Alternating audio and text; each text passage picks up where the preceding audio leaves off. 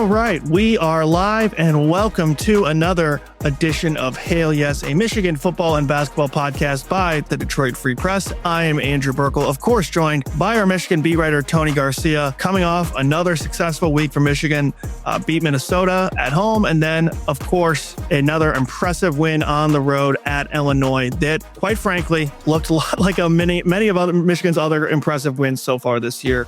Tony, what do you make of just this week? I think you want to talk about Dusty ultimately keeping his word by locking up a Big Ten title, right? Yeah, this is just what Michigan has been doing, just handling business all season long. On Tuesday, kind of an ugly game last Tuesday, that is, against Minnesota. Never really able to get in the flow, but still never really a doubt as they cruised to a 10-point win and win a share of the Big Ten title. And then it was, the game of the week, it was yet another, I guess if you're using AP poll, we use the USA Today Sports Coaches poll. So Illinois was 11th in that. So just outside the top 10, but another top 10, 11 matchup. And it was Morez Johnson's return to Champaign, right? People have got signs of him that saying traitor, with him painted as a clown. That's what's going to happen, right? Like, that is the nature of college basketball today. If you're leaving, especially for one team in the conference for another, and Michigan has three of those guys, right? With Roddy Gale coming from Ohio State, Adai Marr coming from UCLA. And now it was Morez's turn to face his old team. And he just absolutely dominated. 19 points, 11 boards. This might have been, in many ways, I don't know if Dusty would agree or not. I could have asked him on Monday when we spoke to him. It might have been the best game that all three bigs have played together. Like, another game that really stuck out to me was Washington when I was up in Seattle. I remember, they combined for 52 points, and Morez had a career high 16 rebounds. But Morez had 19 and 11. Adai had 19 and 5. Yaxel had 16, 7, and 4. And is, like, as you were talking about pre-shows, picking up Keaton Wagler, who could be an all Big Ten first team guy, a point guard, picking him up 94 feet, right? Just the ultimate Swiss Army knife. And so they combined for what I believe is a season high for between the three with 54 points. I didn't make it through quite every game, but I think that is the most that the three have scored in one game. And so, and another phrase you said pre-show, just boa constrictoring, right? Like, they just squeeze and suck the life out of you, even in your gym. Sets up another, what should be really fun week for Michigan hoops. It's March, which is the best time of year. But what is unusual in March is Michigan is playing March, or starting March, with some games that don't have a lot of stress, right? Of course you want to win. And of course you want to continue to add history. And each of these games have some historic markers coming up on Thursday at 8 p.m. against Iowa on Peacock. Then Sunday, 4:30 against Michigan State at Chrysler Center. That one always has some big time implications, even if one team's going to make the postseason and one team is not. But of course, both teams will this year and be very highly seeded. But Michigan doesn't have a ton of pressure on them. They've got a 1 seed locked up, which we'll get into later. And now this might be a good opportunity for them to start tinkering with some things with life after LJ Cason, which was really the only bad news of last week, losing a really electric guard who some people have said is the best point guard in the nation. Coming off the bench, that is. And now he's out for the year. So a lot of good, some disappointing last week, but it was just sort of another business as usual week, is my thought. Yeah, we had that slated to talk about a little later, the Cason injury, but let's just get into it now. Obviously, terrible news for LJ. I'm finding this a little difficult to break down because he's been playing so well lately. He gives Michigan something that they didn't have otherwise, as like a spark off the bench, a really, really powerful scorer in bunches, and he had developed as a playmaker. And Dusty clearly trusted him over the last few weeks, sometimes over other guards in the rotation. But at the same time, Michigan is probably more well prepared to handle an injury to a player of LJ Cason's level than anyone in the country. We've talked about this all year. That's why depth matters, right? To have the luxury to say LJ Cason, who we literally, kind of jokingly, but kind of seriously talked about last week, like how many teams would LJ Cason be the best player on in the Big Ten? Like, he is that caliber of player. He goes out and Michigan is able to be like, okay, yep, a couple more minutes for Trey McKinney here and there, a couple more minutes for Elliot Cadeau. We got Namari Burnett as at the 2, who, can help play them a few more minutes here and there. They have a ton of different options and how they can go about it. So as far as being able to withstand this injury, I think Michigan is pretty well positioned. But he certainly brought something to the table that no one else on the team did as a spurt scorer like he is. Yep. You said it. I mean, this does not derail their national championship hopes by any means. However, the margin for error has been slimmed. I mean, I think that much is very fair to say. I mean, I go back to the night against Northwestern. Michigan is down 16 points in the second half. Elliot Cadeau has his fourth or fifth turnover, and Dusty just sort of pulls him early in the second half, puts in LJ looking for a spark, and LJ scores 18 points on the game, career high, and really vaults Michigan to that big time victory. And LJ was really starting to get it going lately. I mean, after that, I mean, he had 18, 13, 13, only 7 against Duke, but that was in just 14 minutes. And honestly, I kind of felt like they should have gone to LJ more in that second half because he had a good start to that second half. Then he had 14 against Minnesota, and he had become a knockdown shooter. Right? Like he was really hot from three. He had made at least 1 3 in 1, 2, 3, 4, 5, 6, 7, 8 in 9 straight games. In all but one of those games, okay, I guess all but 2 of those games, he was shooting 40% or better from 3. So, I mean, this wasn't like 1 of 6, like 2 of 7, like volume. I mean, he was 1 of 2, 2 of 3, 4 of 6. He had a game against Minnesota. And I mean, Dusty's talked about it. I mean, LJ brings something that nobody else on this roster has, which is just the ability to go and get you a bucket, right? Like for all the dominant players Michigan has, LJ is the one who you feel really comfortable with getting you a bucket off the dribble, right? Like Yaxel is going to be a lottery pick in the NBA draft. He's not exactly built like, I mean, he can, but it's not his game, right? To just go take someone off the bounce with nothing else there. I mean, you can post Morez, you can feed a die down low and they can get you something, but they're not going to create and just, I mean, shot clock's winding down, ball in their hand, like hand grenade type situation.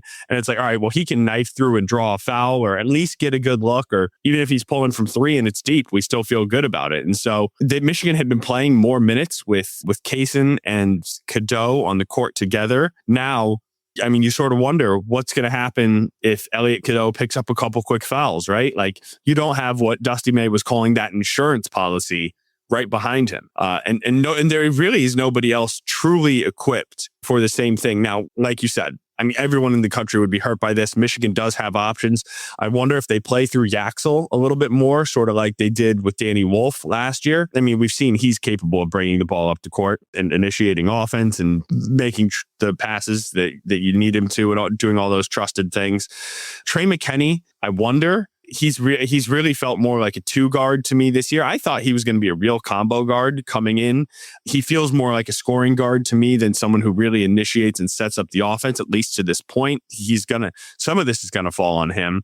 But then Dusty was talking about some things, I mean, with Roddy Gale and with Namari Burnett. He was talking about Namari being a point guard his first year here under Juwan Howard. And I wanted to respectfully point out, I think you've kind of found the key to Namari off ball and just being a floor spacer. Like, I don't know if the ideal plan is Namari leading the offense and same with Roddy. I mean, he sometimes once he puts his head down and decides he's going in the lane for a couple of years now, we've seen what that can look like. I mean, Roddy giveth and Roddy taketh away. And in a tie game with 8 minutes left in March, I don't know if that's kind of where you want to be. So unfortunate. And Michigan, but that's what we're talking about, right? Like Michigan's got a couple games now with no stakes other than a rivalry loss, right? And maybe some history here and there that we'll get into in a second. But as stress-free as games can be in March, they can tinker with a couple things, try some lineups. And that's what I'm interested to see what that looks like.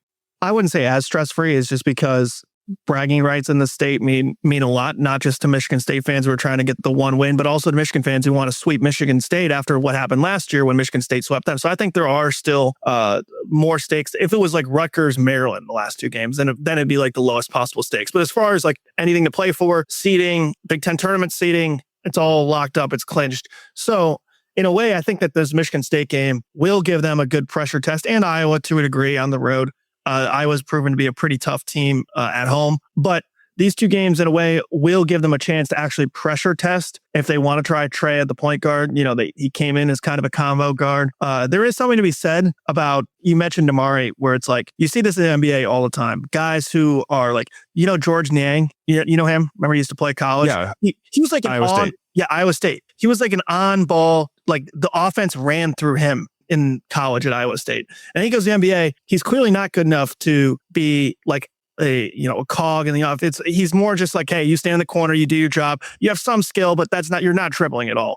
And then all of a sudden it's been 5, 6, 7, 8 years where he hasn't really been dribbling in games. I feel like that happens sometimes in college too, where like Nimari Burnett hasn't really been playing point guard, hasn't really been, dribbling that much. First, Trey McKinney was playing point guard and, had the ball all the time 6 months ago, a year ago, he was basically more involved. So I think there is something to be said about that, of like the transition back to the point guard position might be a little bit more natural. So we'll see, but 2 good chances for Michigan to try it out over the final stretch here. Yeah, and obviously the Michigan State game is an important game. I was really alluding to I guess what I was thinking about was the next game was Iowa with all of that. But that's a good point. But then the counter to it is Nimari's a 6th-year guy. Trey is a freshman. He has not been playing like a freshman, right? He's been superb. And I mean, I actually still would. Like, I agree with you. I would trust Trey more in that role. But you could see someone maybe just wanting to go with experience. Elliot Cadeau is going to be the lead dog, like even more so than he has been. But he's been a little bit microwavy this year. I mean, I think he's been really good. I think Michigan's gotten everything they could hope for out of Elliot Cadeau. I mean, I wrote earlier I guess it was last month now, about how he sort of outdueled Jeremy Fears in their first meeting late, how he got the better of Braden Smith really from start to finish in his last game. But I mean, Cadeau, this last game, right? He had 4 fouls. He played 27 minutes. He's 7 points, 3 of 9, 0 of 3 from 3, 5 assists. I mean, 5 assists and no turnovers. Like, you can't take that for granted, but like, it's not like he was like dominating things, right? And so, I mean, if there's another one of those games now, Michigan was still leading by 20 on the road at a team that's a 2-3 seed. This Michigan team is special, obviously. But we're talking about winning a national championship, right? And I mean, last year, Michigan wouldn't have got out of the route of 32 without LJ Cason keeping them in the game in the first half against Texas A&M, and then Roddy taking over in the second half. Cason, he had a big, I think it was the Purdue game in the Big Ten tournament in the semifinal. Cason had a big game there too, and really was very important a couple times. So you're gonna need everybody. Michigan now does not have LJ, and so that's, I mean, it's a really tough thing to deal with. Like, if this happened in mid-January, right? It's bad, but you've got some time to really work through it. That time is really expedited here. And on top of it, LJ was playing the best ball of his career. I mean, he was just hooping for the last like month or so. So feel bad for LJ. And real quick, Dusty didn't rule out this might keep him out of next year, right? Like he might redshirt because they're not sure. The surgery is still not, the timetable as of Monday was still not set. I have not heard if it has been set yet, as we record this at 9:30 in the morning on Wednesday, March 4th. But I mean, oftentimes with an ACL, you wait for the swelling and the knee to go down, and then you can operate, right? So I don't know, but I'm just saying that's like sort of the normal time frame. But Dusty's also said he wants LJ to be able to do all the things with the team this year. That means going on the road to Iowa. That means attending the Michigan State game. That means likely going to Chicago with the team for the Big Ten tournament. So they're trying to fit in a window for when to get him in for surgery. And it's often 6 to 9 months. I mean, 6 months is the most optimistic. You're not really back playing basketball in 6 months. Really, a return to the court is pretty much at least 8, 9, more likely 10 or 11 months away. And at that point, at 10 months, you're looking at January next year. Yeah, mid-January. And then you're still knocking the rust off and you're learning to trust it, right? At that point, it might just be better because LJ's not someone who's just immediately going to leave for the NBA, right? You're not going to lose him to the NBA if you redshirt him next year. So Dusty thinks he could learn a lot from just sort of watching from a coach's lens for a year, strengthening that. But the problem is Trey McKinney next year, I would imagine, is probably his last year if he does come back. And so a lot of people are thinking like, oh, we got Trey and LJ. This could be the best backcourt in the Big Ten. That remains to be seen. But right now, the focus is the here and now. I just wanted to contextualize where LJ's injury was at. No, It's a good note, and it's a bummer. The play he got hurt on, too, was like the ultimate hustle play. He throws this sick between the leg passes on the fast break for, ended up being, they scored on it a couple seconds after. I think Rez missed the layup after, and then he got the putback. But it was like such a sweet, play by LJ that kind of was a perfect example of what he's been doing for this team. So major bummer all around. But let's take a quick break on the podcast. We'll stay live here, Tony. Then we'll come back and talk about just some context for this Michigan basketball season now that the Wolverines have officially wrapped up the Big Ten title. So stick with us. We'll stay with the live, but we'll be right back in a second on the podcast.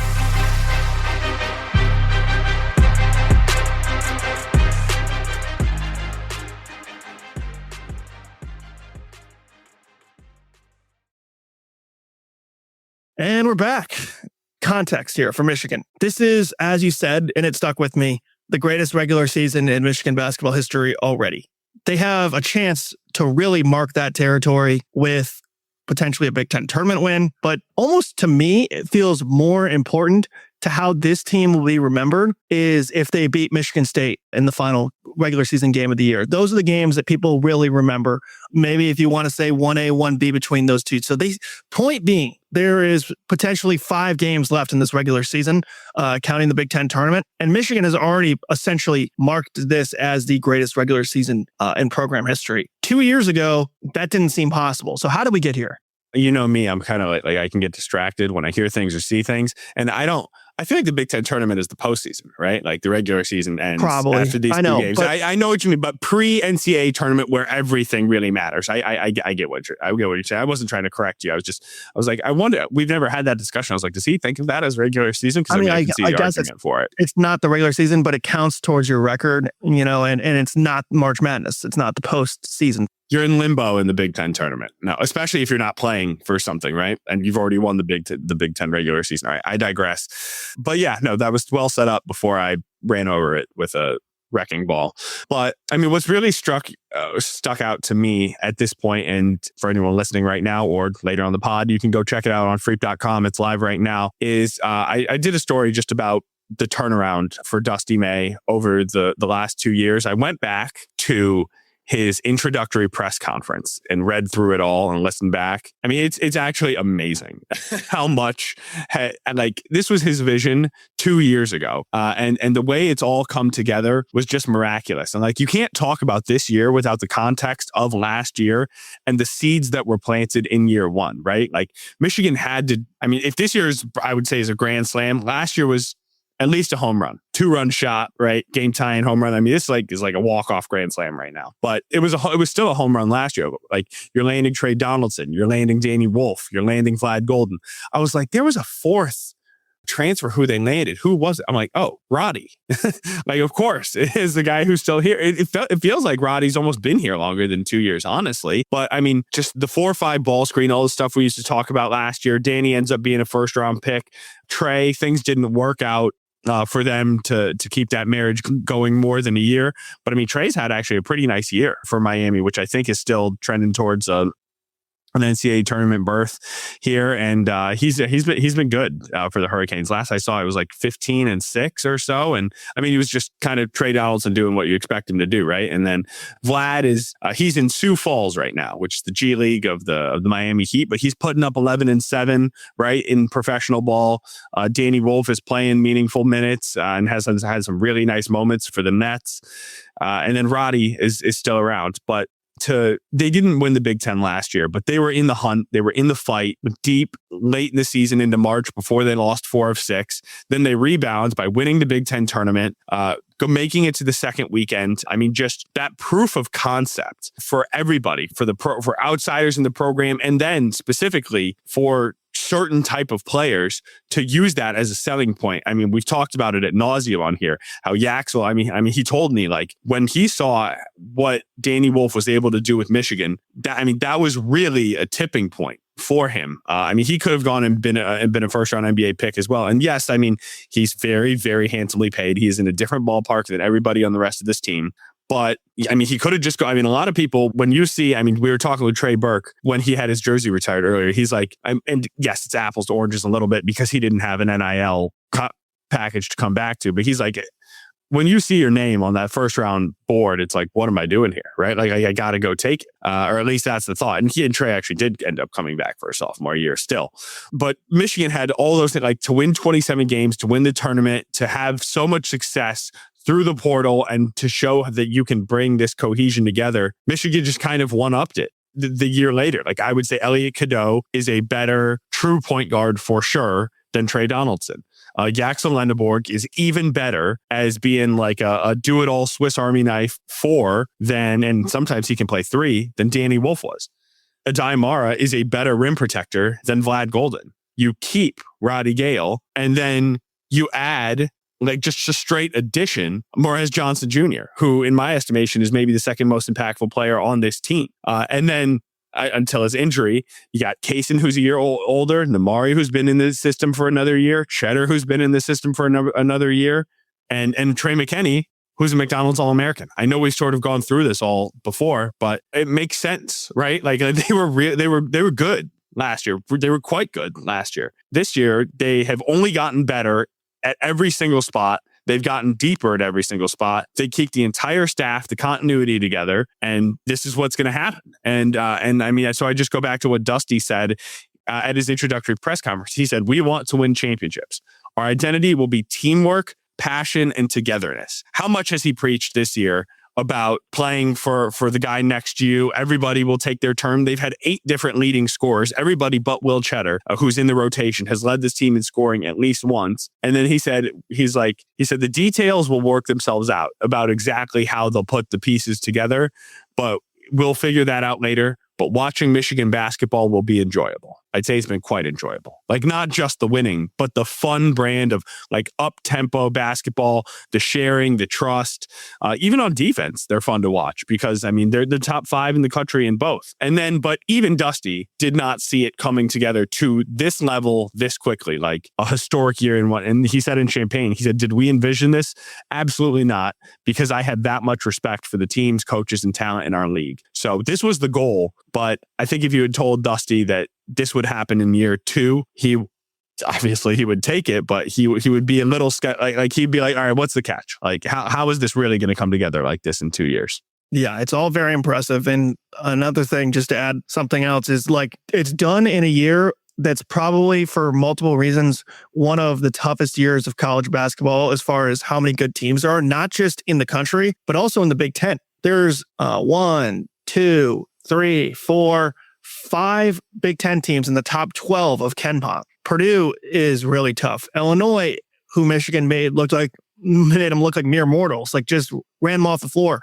Michigan State is now 8th in KenPom. Like, these are good teams this year because, and we've talked about this before, basically all the reasons why Michigan is loaded is because you can keep guys like Yaxel from going to the NBA draft. You can get guys like Morez Johnson. You can get Namari Burnett, who didn't work out, while still supplementing it with good young recruits like Trey McKinney. Plus, you have this whole crop of amazing freshmen across the nation. Your Cam Boozers, your DeBonzas, your Darren Petersons. You have Wagler at Illinois, who's been a surprise. You have your old school point guards like Jeremy Fears Jr. Like, this is a special year of college basketball that I really think is putting the sport back on the map. In Michigan, though they fall into second in KenPom behind Duke, who's also having one of those type seasons, is very much going to be part of that story of what I think is going to be an awesome and historical March Madness.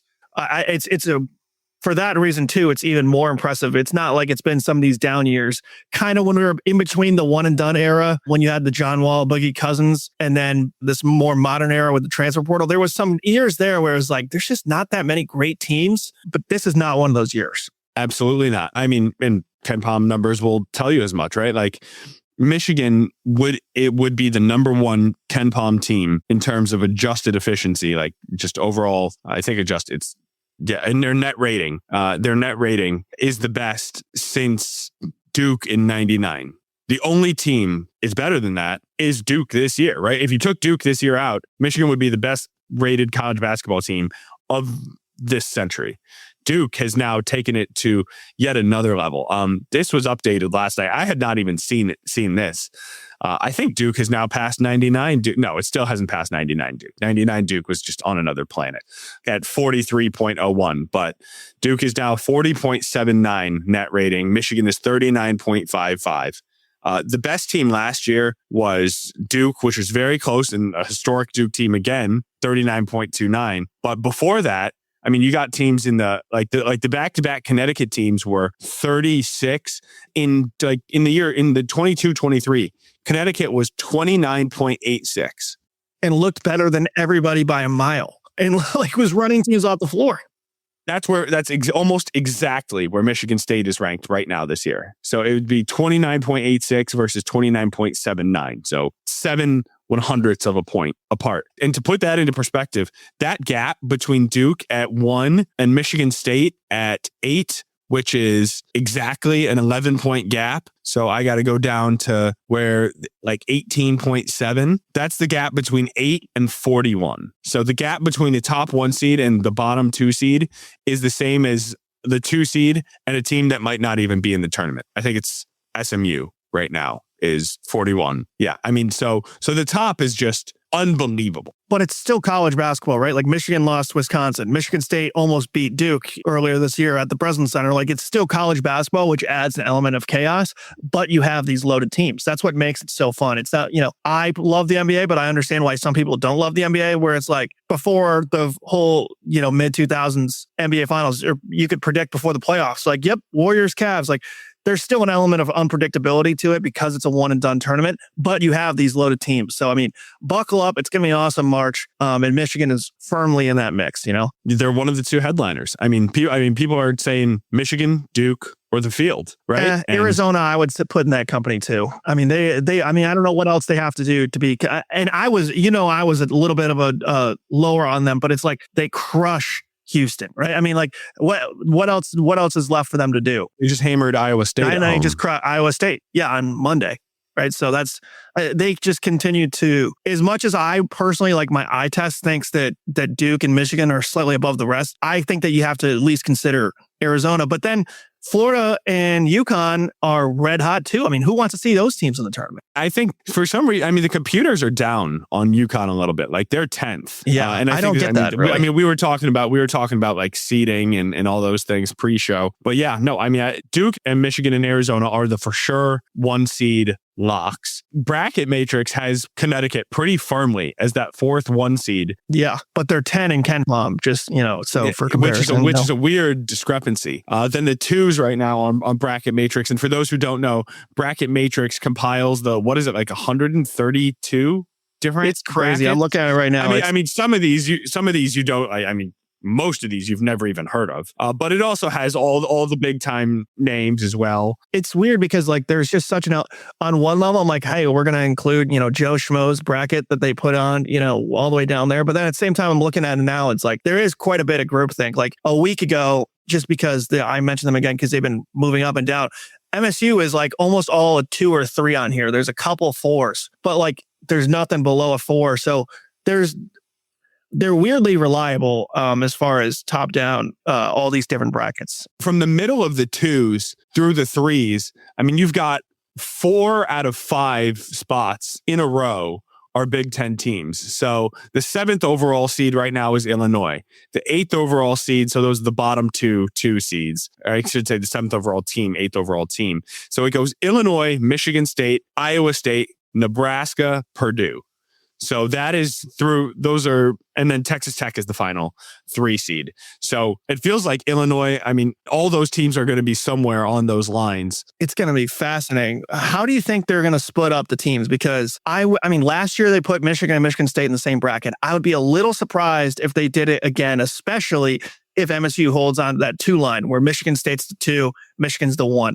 I think they would avoid that, right? But Michigan State was the 2 and Michigan was the 5 last year, right? So I think they would avoid that. But as far as like Big Ten landmines, there's going to be some crossover here. Yeah. Well, so let's just lock this in. Michigan is going to be the 1 seed in the Midwest. Affirmative. They will be playing their Sweet 16 and Elite 8 games in Chicago. The opening round, it's up in the air if it's going to be Philly or Buffalo. It's more likely Buffalo because Duke's probably not going to lose again. They'll get the 1 seed in the East, and then Michigan won't just get to pick, but it will be placed based on geographic proximity. And Buffalo, while it doesn't feel like it, is closer to Ann Arbor than Philadelphia is. Michigan would go to Buffalo first, and then you sort of reverse snake it all the way from the 2s to the 3s. So the last for, let's say, like an Illinois or a Michigan State, that last 2 seed spot, whichever one of them is in the last 2 seed, that would be out west. I know some of the play-in games are in like San Diego, or not the play-in games, but the first couple rounds are San Diego. And I don't even remember. I've stopped looking at where the tournament location is because I was just frankly concerned about where we were going with Michigan. And so I kind of wonder, but if let's say if that Illinois or Michigan State, whichever one of those Midwest teams, say they get bumped to the top 3 seed spot, that very well could be back in the Midwest. And you could have 1 seed Michigan against 3 seed Michigan State or Illinois in an Elite 8 game. That is entirely possible. And then, like I said, when you have all 4 of these teams bunched up together, and you're not going to put a 2-3 Big Ten in the same group because you don't want these teams to meet in the Sweet 16, Michigan is almost certainly going to be in the same bracket as another one of these Big Ten teams. Yeah. Yep. And there is a little bit more fluidity to it, I would say. Like, it's not like if MSU gets bumped down from the 8 to the 9, like they're guaranteed to be with Michigan per se, right? Like, I think that they'll try to avoid certain matchups. I really think that, I don't know, maybe I'm wrong and they did it last year and maybe they're getting more structured with it.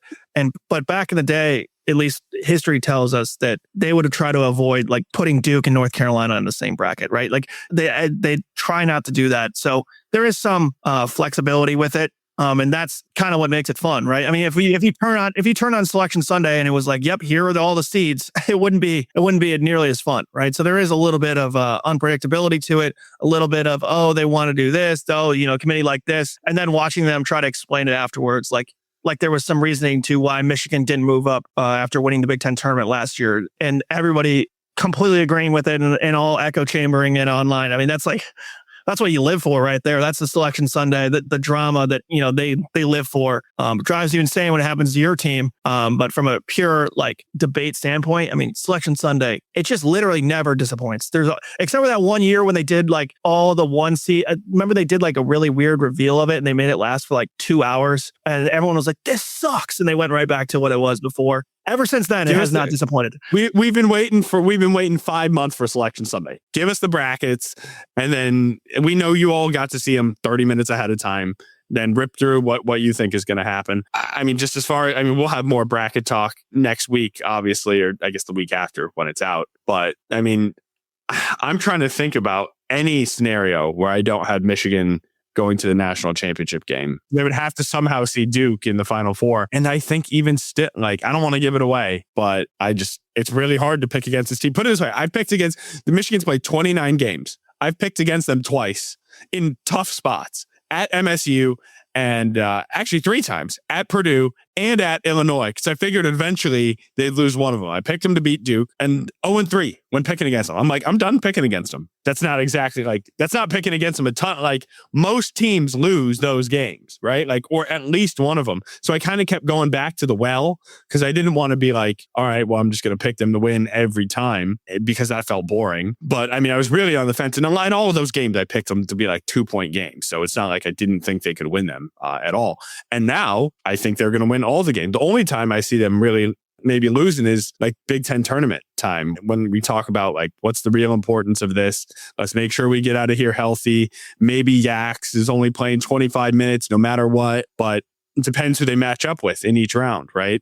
Well, just real quick while you're talking, I was looking up some of the like DraftKings odds as far as like what they say for championship. Duke is plus 320, so 3.2 to 1. Michigan plus 330. And then third is Arizona at plus 475, which would be like a great number most years. I mean, that's a really good team, Arizona is. But to make the Final Four, you said like I don't know where I would see Michigan losing. Michigan's minus 160 to make the Final Four. Oh, I mean, that's insane. Like minus 160 to make the Final Four, like which you hang banners if you make the Final Four. Like that is insane that they're almost 2 to 1 or 1 to 2, I should say, favored to make the Final Four. So it is more likely. Yeah, exactly. Significantly more likely than not that Michigan will make the Final Four. And then when you get there, we've seen Michigan made it to the championship game. There's been what you have to finish it once you get there, right? It's not always a guarantee, but getting to the Final Four is half the battle. I don't know. I just have this vision of them like celebrating, winning it all. Like I don't know. I can't get it out of my head. Like I really think. Like I remember. I've covered national championship teams before with Michigan football a couple years ago, and once they beat Alabama in the Rose Bowl, I was like, okay, yeah, they're definitely beating Washington. But that Bama one is like, can they pull this off? And they almost didn't, right? Like they're down 20-13, 4 minutes left. Bama has the ball up 7 with like 6-7 minutes left. Michigan comes up with a stop. Then then JJ completes a pass to Blake on 4th down. You got the Roman Wilson like one hand catch later on the drive, right? And then they still need the fourth and goal. I guess it was 4th and 2, but it was in goal territory, like at the 4-yard line. It was 4th and 1.5. They need the stop of Jalen Milroe, right? Like that was so tight the whole way. And Michigan was supposed to be like the best team in the country, right? Like I think they were the one seed that year, weren't they? Yeah, I'm pretty sure. They were 13. I mean, they were 13-0 going in. Because Bama squeaked in because the Auburn, Georgia, all the how that all worked out. And so I guess the point is like this is the most confident I have been in a team that I covered to win it all. And I've gone to two Frozen Fours, three college football playoffs. I guess I was there for the last 2. It's just like a lot of teams have been knocking on the doorstep. And I think this one is the best of the bunch. And I don't know that it's all that close, to be honest. Now, it might not happen. That's March. Yeah, and like plus 330 is the second favorite, basically co-favorites essentially with Duke, but that's still 3 to 1. That's still not. We talked about the odds. Minus 160 means it's more likely than not that they make the Final Four. But that's a big jump to go from minus 160 to plus 330. Like that shows you that it's all basically in the Final Four and where anything can happen. That's a huge leap to go from Final Four to the title, right? So that's where you make your margins, Yeah, no, for sure. And not that we're bad. It's not worth putting a future out on Michigan. There's no juice left. Just for the record, what you need to do is you need to just consecutively bet, and you need to roll it over. Say you start with $10, and that first game is $10 to win. You might not even win you 50 cents. Like maybe you don't need to bet the first game. One, to be honest. Yeah. Or the alternative is you bet. I'm not going to talk in actual figures, but just you bet 50 units, right? And I'm not advocating for that. You can hear this is what it sounds like in my group chats with my friends. But it's like, say it's like some random bet is like $1,000 to win $30. People are like, oh, that's crazy. It's like, well, it's a lock. Like, I mean, if you were walking down the street and you saw $30 on the ground, would you pick it up? Yeah.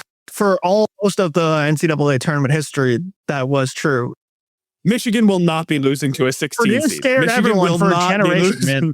Purdue scared everyone. Like, what? I mean, no one thought that they would lose, right? I mean, just some people don't have, myself included, don't have the risk appetite to do necessarily a 116 lock like that. No, I know. Some of us are built different. What are you going to do? Yeah, clearly. Let's just wrap it up here with Iowa. I don't think we need to spend too much time.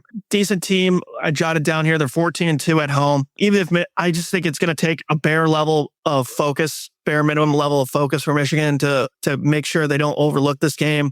They should, talent-wise, they should be able to beat Iowa. Michigan State, is there anything you're watching in this Michigan State game where last year we saw MSU had it wrapped up, in the Big Ten Championship wrapped up. They'd already beaten Michigan. but they played like the hungrier team in that final game. This year, Michigan hasn't wrapped up. Do you think we see a similar story, or do you think it's going to be a test? Like, it is a test of your focus because you can't fake desperation, and Michigan State is still playing for stuff, while Michigan, as we've discussed, is already locked into where they're going to be. Yeah. So I'll go in order. First with Iowa, I don't expect any overlooking or slip up or anything. And that's because Michigan has a chance to go 11-0 on the road this season and 10-0 in the Big Ten. The last team to go undefeated on the road in league play was 1975-1976 Indiana. That was Bob Knight's undefeated 32-0 Hoosiers, which is the last team in college basketball who ran the table all the way to the national championship. To be in company like that is a notable thing, right? And that's what Michigan's kind of been doing all year, like finding reasons to not get bored. Like they play Ohio State twice. All right, we got to win these for Roddy. You play UCLA, we got to win this for Adai. You play Illinois, we got to win this for Merez. You win at Michigan State, we got to make some history at Breslin. Purdue, right? It's like, we've gotten we got smacked up last year. We got humbled on this road. We're proving that we're a different team. Like every step of the way. They go to the Pacific Northwest. They know if they sweep those two, they'll be the first team, and I think still right now the only team in the league who 2 years in has gone 4-0 on the West Coast trip, right? Like these things don't really matter, but you just need to find a reason, a talking point, like something to sort of rally around for a little bit. Now, maybe it's for LJ. In this Iowa game, it's about making some history. And then, should they do that, which I expect they will, there's going to be more history on the line against Michigan State. No Big Ten team has ever won more than 18 games in a league season. Michigan has a chance to go, just hearing it out loud, 19-1 in the Big Ten, in a good Big Ten. Last year, I was going to bang that drum again. Yeah. Last year, Michigan State ran away with it. It was not a very good Big Ten. And they were 17-3. Michigan, in a harder league, would be 2 games clear of that, right? And they would have to play. Michigan State would have been 16-3 going into the final game, and Michigan at 18-1. They would have already had it clinched. I was going to say maybe then, but no. I expect this to be a very big game for teams that are already guaranteed a 1 seed, and then at no worse than a 3 seed, as long as Michigan State doesn't lose to Rutgers this week, which I don't expect they will. Then it's just, there's rivalry, there's pride. Michigan was looking to sweep Michigan State for the first time in 8 years. Every time Michigan does something this year, like from here on out, it's the first time since, or the first time ever. They have more 40-point wins than any Big Ten team in the history of the league throughout a season. They have 2 losses by 8 points all year.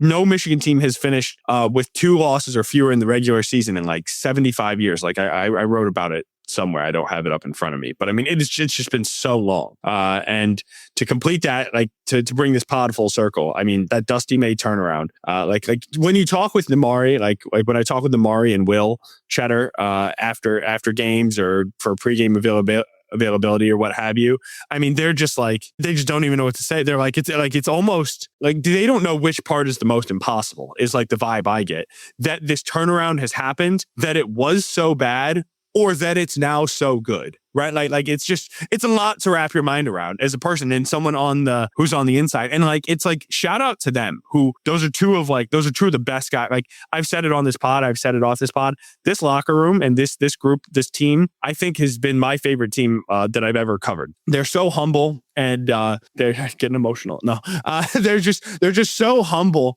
and they all like say the right things, and they have like great attitudes. But Namari and Will easily could have left after that year under Juwan. Will could have gone back home to Minnesota. I know Minnesota would have loved to have him. Namari, who had bounced from Texas Tech to Alabama to Michigan. He's from Chicago. Like, I don't know, go to a DePaul, go to Northwestern, right? Like somewhere closer to home. You just went 8-24 in your first year in Ann Arbor. But Dusty saw the vision, and each of those guys were like, they played I think the most minutes of their career in that 8-24 season. And for them to understand, like, hey, we're going to be taking a lesser role, but what we are going to bring to the table is going to matter on certain nights and is going to help us be at our best. If it's Will, I remember he had some big minutes in that game at Oregon. Michigan was losing at Oregon in the second half. And Will Cheddar, that was his best game of the year. He had some big offensive rebounds, hit a couple threes, and they ended up pulling away and winning, but not in the way many thought. Namari, he still has the season high 31 points for anyone on this team. Was that Penn State? I can't, there have been so many games I can't even remember who he scored 31 against, but it just goes to show they've both played their part, and it's just been an incredible year for Michigan basketball. And they could add more history to a historic week. And then it is the postseason, which I am sure everybody listening, I would hope, is as fired up for it as we are. And by postseason, do you mean Big Ten tournament or NCAA tournament? Which one? Can you clarify? Right. No, it's the Big Ten tournament is the postseason, right? Because it is no longer the regular season, so it is post-season, by definition. So it's not March Madness, but it is the postseason. It is. Because if you think about it, in other leagues, that's where your season ends, right? If you're going for the auto bid, like the Horizon League, that is the postseason, right? You lose and you are done. And it's still true none of those teams are going to win it, but for the Minnesotas and the Northwesterns and the Indiana now kind of outside looking in, Rutgers, Washington, Oregon, you got to run the table or your season is over unless you're going to the Crown maybe or the NIT. It is the postseason. So the regular season is over and we're 11 days, 10 days away from Selection Sunday as we record this. Awesome. I'll be 1 week from tomorrow. I'll be in Chicago for the Big Ten tournament. I'll be showing up in Chicago. Michigan doesn't play until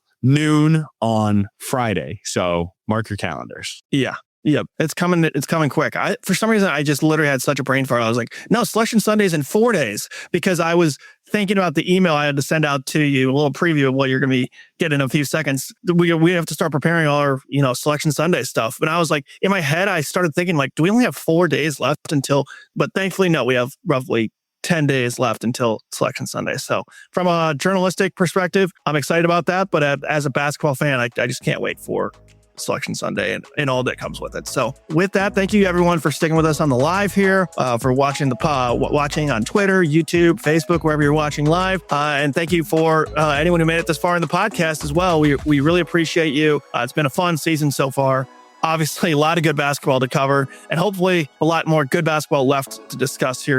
If you're listening, watching, please send us your questions, even if it's a little comment, even if you don't like what Tony and I are saying. Please tell us as such, and we'll react. So we love interacting with everyone on there. So like I was saying, great basketball season so far. Lots more left to discuss. So check us out on freep.com/sports. Tony's writing all the time. I'm editing on there. So we got a hand in a lot of stuff going on the website there. Check us out on your podcast feeds. And of course, shout out to Robin Chan, who produces this show and edits it. Huge integral part of the whole show. Ryan Ford, our acting sports editor. And of course, Nicole Avery Nichols, who makes it all possible as our editor. So with that, we'll talk to you guys after the Michigan State game next week, ahead of the Big Ten tournament.